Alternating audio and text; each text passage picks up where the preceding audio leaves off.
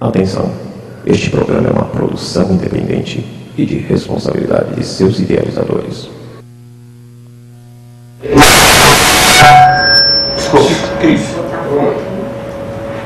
Começou?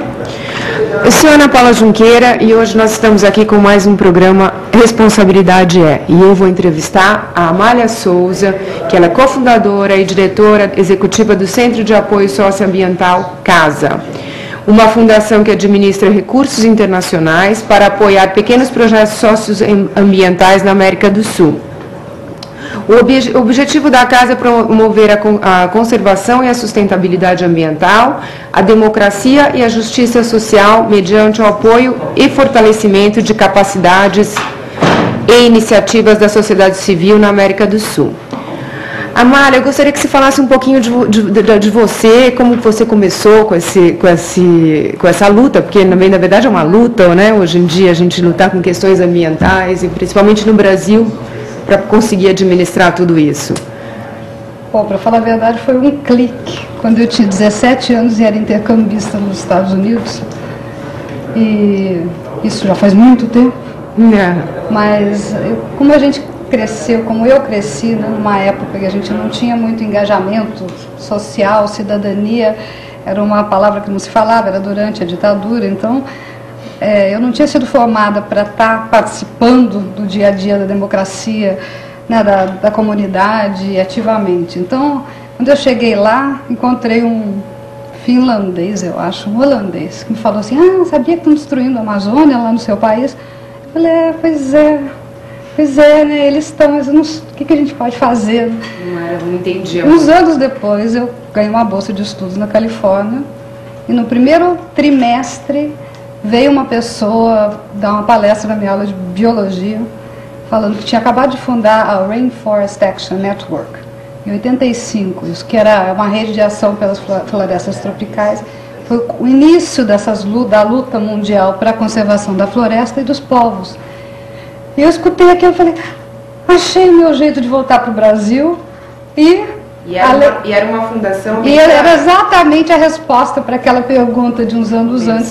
Foi uma organização internacional, uma rede de ação, então tinha organizações de todos os países trabalhando, começando a se organizar para trazer a questão de proteção das florestas para a pauta internacional. Para conscientização. Principalmente, o primeiro evento que eu fui em 86, que foi histórico, foi o primeiro evento para questionar os projetos financiados pelo Banco Mundial, que destruíam florestas, e um caso que foi levado foi o Polo Noroeste, que já tinha destruído metade de Rondônia por um programa financiado pelo Banco Mundial, mas do governo, que a gente sabe, quem conhece um pouco da história da Amazônia já ouviu falar disso. E lá estavam duas testemunhas, o Lutzenberger e o Ailton Krenak, para quem eu fiquei fazendo toda a tradução, eu era uma estudante, mas quando eu escutei o movimento que eles estavam fazendo, da Aliança dos Povos da Floresta, né, que era o Chico Mendes, o Ailton,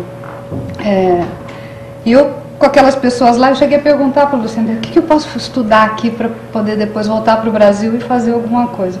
E a partir daí, eu só fiz isso, faz 25 anos. E você chegou a morar no Amazonas um pouco? Não, eu passei bastante tempo visitando. O que eu fiz antes de me formar foi passar 6 meses fazendo a documentação do trabalho da União das Nações Indígenas na época. Então, eu viajei para todos os escritórios regionais, Manaus, Roraima, Acre, e eu comecei a coordenar a comunicação internacional para a Aliança, porque nesse inteirinho foi o assassinato do Chico Mendes. Aí o mundo inteiro baixou aqui, e a gente estava querendo organizar melhor essa conversa, porque vinha, né, aí apareceu 10 mil ONGs e gente salvando floresta, mas a gente queria assegurar que os recursos chegassem para quem realmente estava fazendo o trabalho. Então, desde essa época, o meu pensamento ficou focado em como é que você estrutura as nossas organizações comunitárias, as pequenas organizações que têm iniciativas interessantes, alternativas, sérias, e também ajudar a orientar quem vem de fora, para quem que é sério nesse nível, né?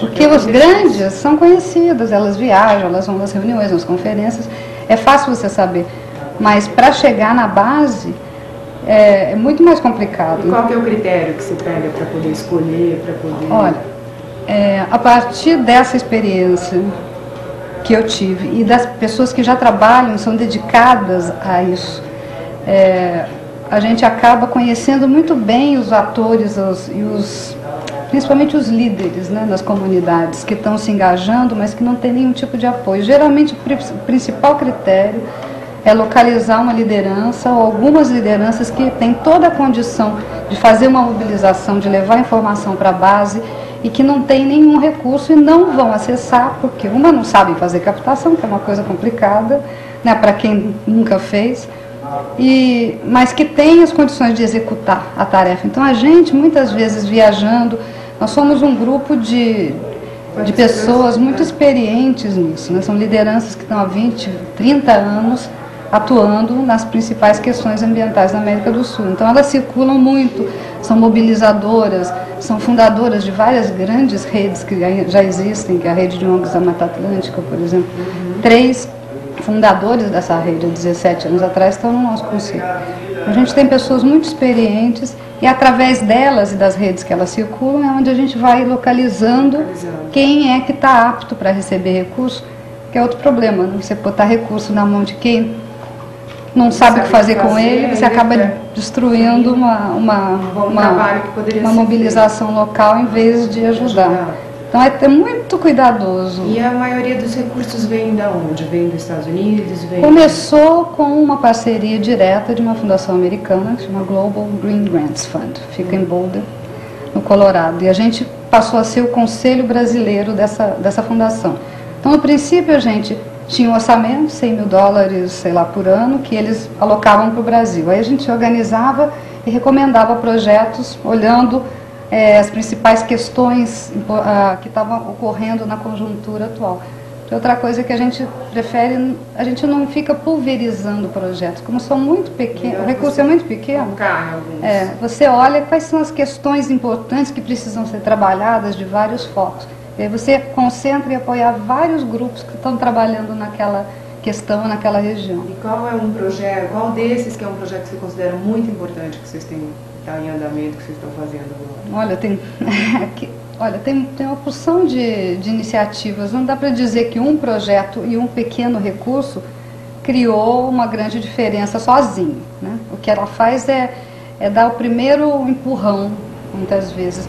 Por exemplo, o melhor exemplo são os nossos conselheiros. Então a gente tem hoje diretores de várias organizações de médio porte no Brasil, como o Vitais Civilis, que está aqui em São Paulo, que é o Rubens Born, que é o maior especialista em questão de clima, que foi em todas as conferências e representando as ONGs brasileiras em todas as discussões sobre clima.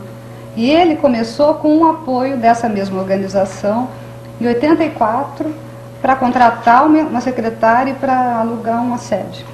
E agora eles têm parcerias internacionais, né, tem uma história. E todas as nossas organizações dos conselheiros têm uma história muito parecida. Então a gente tenta reproduzir essa história. A Rede Cerrado, por exemplo, no começo da década, agora dos anos 2000 para frente, a gente começou a focar muito em fortalecer as redes regionais. Então, redes da Amazônia, por exemplo, rede da Amazônia Oriental, rede de energia, a Fórum de Energia de Rondônia, o Fórum de Desenvolvimento do Mato Grosso do Sul, a Rede Cerrado, a Rede Pantanal. Nós demos o primeiro recurso para criar e agora ele já tem outros recursos próprios. A gente focou primeiro em fortalecer o conjunto. E a partir daí a gente tem olhado para questões emergentes também. Sociais, né? Também, né? Questões sempre a conjunção socioambiental, né? Sempre mobilização, por exemplo, o Rio São Francisco, quando se cria, infelizmente isso não é uma história tão de sucesso em termos de resultado, mas é em termos de mobilização. Surgiu essa ideia de fazer a transposição do São Francisco. Logo no começo a gente apoiou várias redes regionais para desenvolver informações e criar uma mobilização, informar a sociedade sobre os efeitos disso.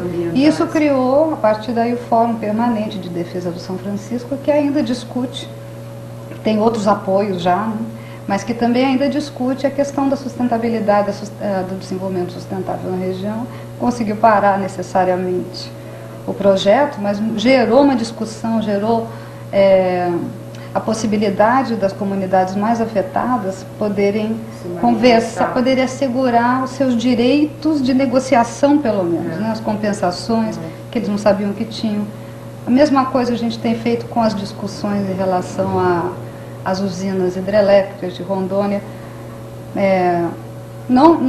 Nada de jeito nenhum violento, né, claro, mas o que a gente apoia é assim, a possibilidade dessas organizações, dessa comunidade poder discutir a sua situação, poder participar da discussão e exercer a democracia.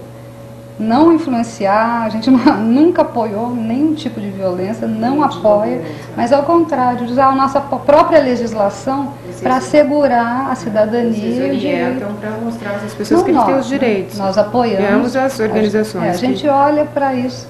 Ao mesmo tempo, a gente apoia também alternativas de renda para populações que vivem em ecossistemas frágeis. Então, Mata Atlântica, na Amazônia, no Cerrado, a gente tem apoiado várias iniciativas. Na sua opinião, qual que seria uma solução? Não uma solução, porque é muito difícil, que é muito complexa, né? Para se resolver a questão social das pequenas comunidades na Amazonas. O que poderia ser dado? Porque tem áreas que o rio é ácido, você não tem peixe, tem áreas que você não pode plantar. O que seria para você... Solução da Amazônia nas minhas mãos. O que seria, no seu ponto de vista, uma coisa que poderia ajudar muito na Amazonas? Olha... Que a gente vê que tem vários fundos hoje em dia, várias fundações. Ninguém achou essa resposta ainda. No nível que a gente trabalha, a gente tem notado que muitas comunidades têm muita carência. Quando elas conseguem elaborar um programa, um projeto, para obter algum tipo de apoio, geralmente metade do projeto é diesel para os barcos. A gente foi conversando com algumas organizações, eu tinha muita vontade de estar engajada, não é uma solução que eu estou trazendo, mas que está sendo discutida, que apoiar talvez a geração de pequenos módulos de processamento de algum combustível vegetal local pode diminuir muito o custo de qualquer transporte. Com isso você faz com que as comunidades tenham mais acesso aos pontos de discussão. Mas isso não é uma solução, mas é uma forma de amenizar muito, serem feitas. Muito a questão de dependência de combustível que elas têm, né, de mobilidade nos rios e também de algum tipo de geração. Se você não gasta em combustível, você tem mais ganho com as coisas que você produz, com as coisas que você leva para o mercado, que é tudo com barco, né, quem foi na Amazônia, porque as estradas lá são os rios. Então, tudo que você pode diminuir de custo, você está levando de volta em lucro. Mas é um programa que, obviamente, tinha que ser muito maior do que algum pequeno recurso. Mas dá para fazer pilotos. E aí é uma das coisas que a gente tem conversado com algumas organizações. Por exemplo, eu tenho uma área no Amazonas, que é uma área grande, e a minha maior preocupação é o que fazer com as pessoas que moram ali na região. Então, eu deixo eles aproveitarem da terra, tudo que a terra dá, sem cortar a árvore. Então, é uma maneira que eles estão se autossustentando, mas eu queria fazer uma coisa mais efetiva, por isso que eu estou te perguntando isso. Olha, mas tem muitas possibilidades, mas não dá para falar em 5 minutos, a gente pode conversar. Que eu queria que você falasse um pouquinho, você mora em Cunha, né? E você fez um projeto pessoal criado lá agora. Eu queria que você falasse um pouquinho. Estou voltando para a Mata Atlântica. Na verdade, é a segunda floresta mais ameaçada do planeta. Mais do que a Amazônia, apesar do perigo, óbvio, né, que a Amazônia corre, mas a gente está com uma Mata Atlântica muito mais reduzida. Então, iniciativas, essa foi uma das coisas. Eu sou da região, eu sou do Vale do Paraíba, e quando eu voltei para o Brasil, comecei a voltar de novo para essa região, porque eu fiquei 10 anos fora. E comecei a ver como aquilo é maravilhoso, e acabei, Cunha é muito perto de onde eu cresci, que é Guaratinguetá. E aí uma das vontades que eu tinha é de fazer uma comunidade, trazer as pessoas para fazer alguma coisa nessa comunidade, porque tem todos os problemas que aquela região tem, né? Êxodo rural, total, e da assistência total na zona rural, não tem quase transporte, não tem nenhum tipo de assistência de saúde, mas estão abandonados. Quantos lá, habitantes tem em Cunha, por exemplo? É uma área, pode ser um negócio, uma área piloto muito interessante, porque tem 24 mil habitantes numa área gigantesca, é o maior município do interior do estado de São Paulo. Jura? Então ela é quase vazia, mas tem muito gado, muito do município está totalmente transformado em pasto. É pecuária. Mas ao mesmo tempo ela está dentro, pega uma parte do Parque Nacional da Bocaina e do Parque Estadual da Serra do Mar. Então tem matrizes de floresta nativa muito importantes. E a gente criou a Ecovila Cunha com amigos de várias partes do mundo e do Brasil também, que estão... O que vocês fazem lá? Ainda a gente está no projeto. Tem uma terra muito bonita, está procurando outras pessoas para se envolverem, mas a ideia é que aquilo seja uma fonte de conhecimento, né? Trazer alguns cursos e estar engajando a comunidade, a fazer algumas atividades sustentáveis, como exemplo, por exemplo, ser de piloto como exemplo para as pessoas que moram lá. Elas não têm ideia que elas podiam estar ganhando muito mais dinheiro com outras coisas que são sustentáveis para a floresta do que com o gado. Porque elas cresceram, o avô, o bisavô estava lá cuidando de gado. Para eles aquilo é até uma cultura, mas não é uma renda de verdade. Eles estão numa situação bem complicada. Então, trazer atividades de permacultura, talvez de algum plantio de uma outra espécie, ou colheita de alguma espécie sustentavelmente, viveiros de mudas nativas, que é uma coisa que agora você não tem o suficiente para o reflorestamento que está sendo exigido. Né? As matrizes estão lá. Então, porque tem uma área, vocês têm uma área grande. A gente tem uma área que podia criar um piloto e que a partir daí você dissemina essa atividade para a comunidade. Isso é uma ideia ainda, né? Porque as pessoas estão tentando se organizar para... E no conselho da casa, vocês são quantas pessoas? Vocês são na organização, quantas pessoas vocês já são? A gente foi fundado a partir dessa experiência com o Green Grants. Eu até não terminei a resposta para aquela pergunta. A gente tinha uma quantidade por ano, mas era muito pouca para o tanto de demanda que a gente via. Então a gente achou que, sendo criado como uma instituição brasileira, a gente tinha a possibilidade de fazer outras parcerias, e foi isso que aconteceu. Então, em 2005 foi fundado o CASA. Hoje, 4 anos depois, a gente está com parcerias, principalmente de fundações da Holanda, dos Estados Unidos, e até por falta de perna para ter mais mais apoiadores.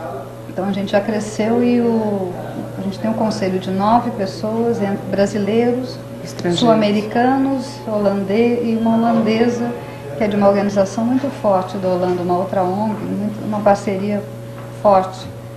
Tem a relação, a gente faz parte do Global Green Grants Alliance of Funds. Então o Green Grants, ao mesmo tempo que nos apoiou para criar o CASA, apoiou uma organização no Sudeste Asiático, Samdana, para também ser um fundo local, como a gente chama, ser como uma organização de suporte àquela região. A gente faz a América do Sul, e o Green Grants apoia projetos em mais de 100 países. Então a gente faz parte de uma rede global muito interessante, de pessoas muito, assim, que veem o mundo de forma muito parecida, valorizando o engajamento da sociedade civil na preservação ambiental, porque não tem como fazer de outro jeito. Não tem. A conta vai ser muito cara. Você chegar com a perspectiva que você vai cercar um pedaço de floresta, vai tirar todo mundo de lá, num país como o nosso, como a maioria, né, da África, Sudeste Asiática, você só vai conseguir resolver se você resolver a questão social. Então você só dá para fazer isso em conjunto. Então, você tem que olhar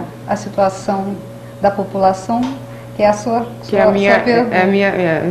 E que já tem muitos projetos sendo feitos com esse tipo de realidade que tem funcionado muito bem. Eles são os povos da floresta. São. Se eles não são predadores, eles são os guardiões. E é Dá lógico, pra- e eles não dá cortam pra- árvore porque eles não gostam de e árvore. uma Eles não têm árvore, opção, pra fazer uma né? casa é uma coisa, É. né? Mas eles estão cuidando de lá Então é isso. para que ninguém invada. De verdade são ótimos aliados. Eu acho acho que tá também. bom. Bom, você trabalha como consultora também, né, na área de pesquisa, com Mas- tribos indígenas no Amazonas e Não pesquisa, mas de assessoria a empresas que estão fazendo investimento social, a indivíduos que querem fazer, exatamente porque nesses últimos 20 anos eu fui vendo como é que você auxilia o recurso a chegar a quem precisa e que ele seja bem usado e que que não tenha nenhum desvio também, Exatamente. né? E que daí você tenha a resposta do resultado do que você investiu. Então eu tenho tentado fazer um pouco mais disso agora, né? Que a gente tem uma equipe boa no CASA, que tá, agora a gente tem uma equipe de de verdade, 4 pessoas só na parte administrativa, de projetos, e tem esse conselho, mas a gente já está com uma estrutura... E a sede é em Cunha? A sede é aqui em São Paulo. Aqui em São Paulo. A gente acabou de mudar a sede para cá, mas eu fico em Cunha porque Tem seu a santa internet é a permite. melhor coisa hoje em dia. Tem uma pergunta? Com quem eu falo? Com Celeste. Com quem eu falo? Com Celeste. Eu falo de São Paulo. Não está dando para escutar. Pode falar? Alô?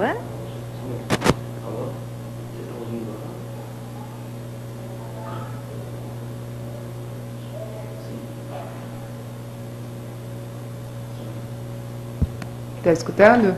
Alô? Alô, com quem eu falo? Com Celeste.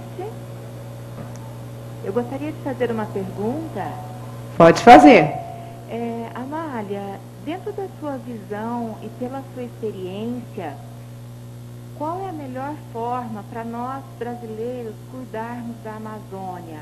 Claro que com a ajuda internacional, que é super importante, porque nós não temos programa suficiente do nosso governo para isso. Eu gostaria de saber se você tem alguma visão a respeito da solução para a Amazônia. Sei que é uma coisa muito complexa, mas de que forma nós podemos ajudar, nós brasileiros? Não só a Amazônia, mas eu acho que isso vale para qualquer participação cidadã na preservação desse planeta.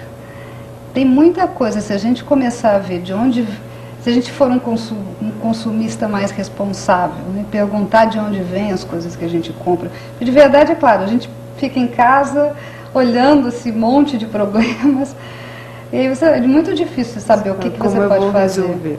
O que eu posso Mas, fazer? por exemplo, tem organizações sérias que estão trabalhando nessa questão das alternativas.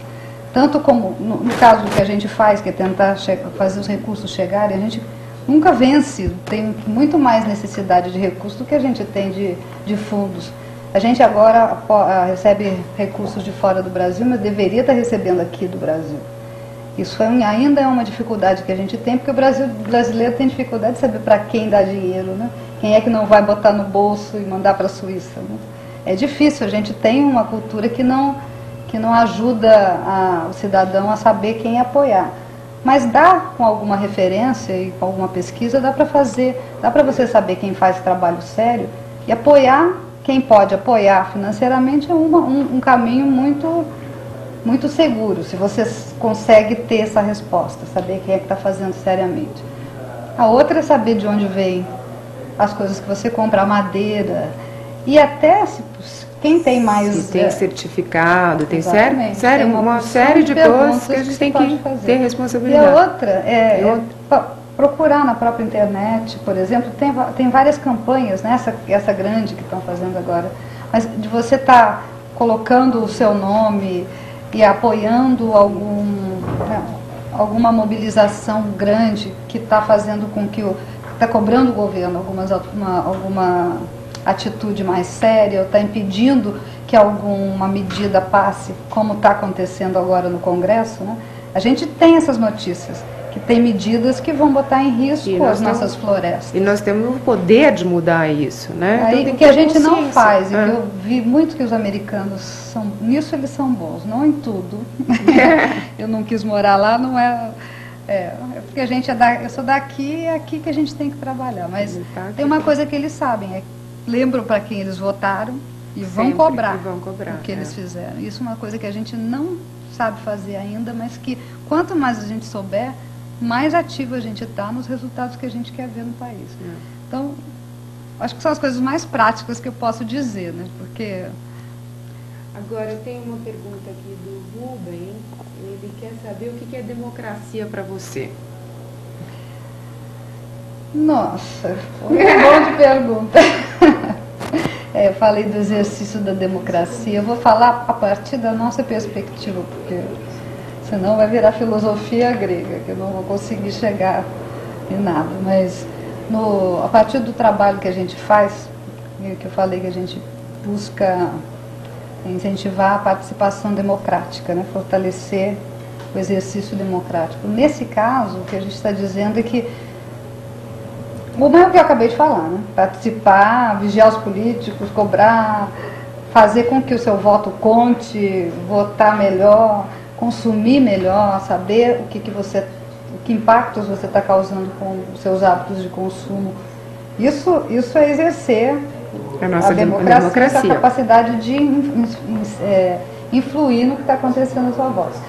Ao mesmo tempo, o que a gente tem feito, por exemplo, é assegurar que comunidades completamente à mercê de total destruição, por exemplo, as comunidades que estão ali na beira do São Francisco, ou do Rio Madeira, por exemplo, não tinham a menor ideia que a comunidade delas podia desaparecer de uma hora para outra, porque não é a informação que interessa para quem está querendo fazer. Então, que essa informação chegue nelas e que elas tenham a capacidade de fazer uma coisa inédita que o brasileiro quase não faz, que é participar de uma audiência pública que existe e a gente tem direito de ir lá falar o que a gente pensa.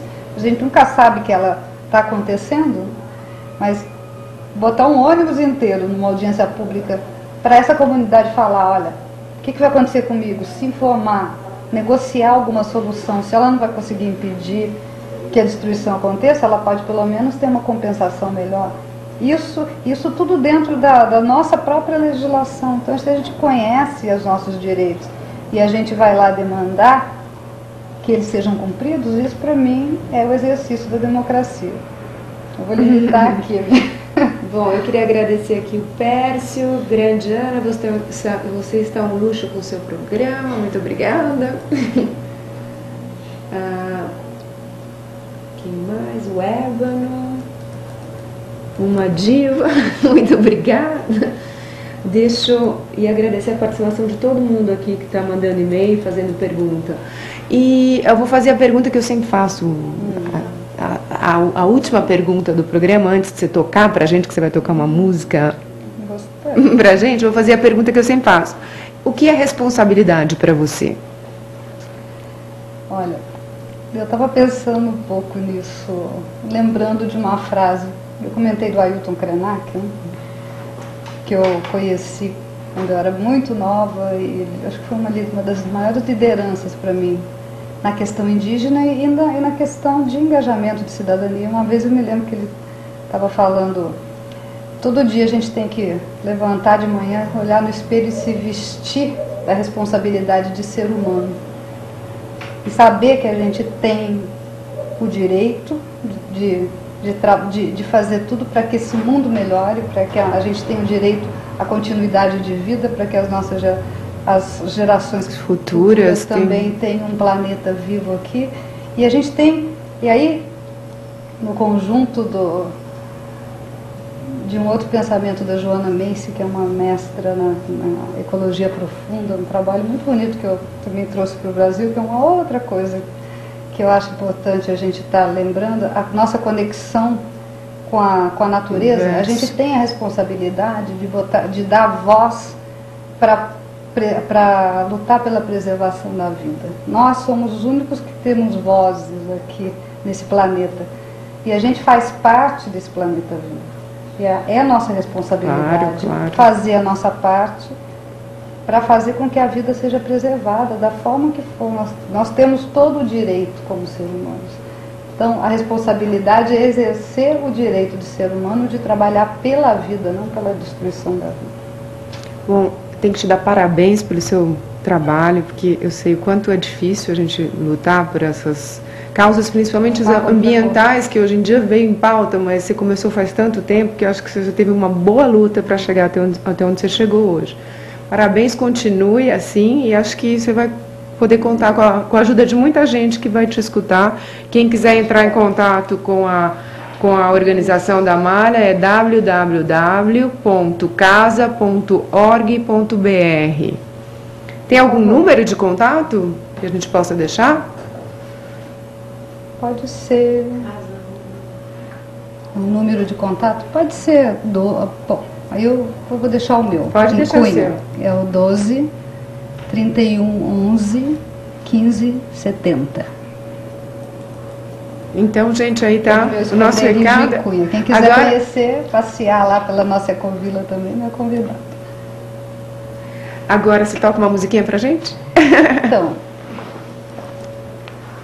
É uma música ecológica? Ecológica. Você que compôs? Não sou compositor, mas eu gosto muito de usar outras formas lúdicas de passar as mensagens. Eu acho que elas chegam mais, eu acho que a música é uma das mais